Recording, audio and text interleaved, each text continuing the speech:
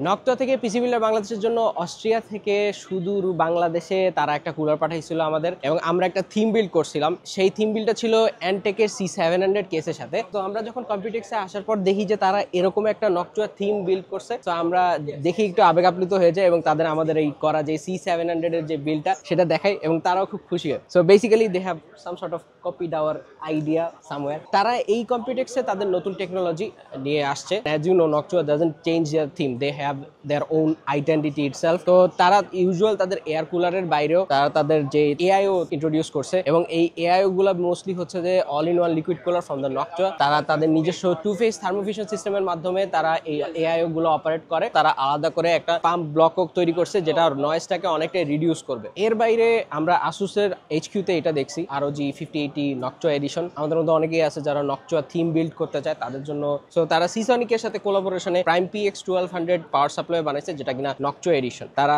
Theme build keyboard এবং মাউসও বানাইছে, মানে নকচুয়া থিম কিবোর্ড এখানে রিপ্রেজেন্ট করতেছে। ইন্টারেস্টিং থিং হচ্ছে যে এই মাউসটা, এটা হচ্ছে যে পালসারেরই একটা মাউস মডেল যেটাকে নকচুয়া বিল্ড করা হয়েছে। বাট ইন্টারেস্টিং জিনিস হচ্ছে যে এটার মাঝখানে কিন্তু একটা ফ্যান দেওয়া, এবং মাউসের সেন্সরটা ঠান্ডা করার জন্য হয়তো বা এই ফ্যানটা দিয়ে রাখছে। পালসার X1 চিপ এর মধ্যে দেওয়া আছে। তো এটার যে আউটার শেলটা আছে সেটা কিন্তু ম্যাগনেসিয়াম অ্যালয়ের। Enthusiast love Noctua for their quality এবং প্রিসিশন তারা দিয়ে থাকে আর কি। সো নকচুয়া বুথ থেকে এই পর্যন্তই।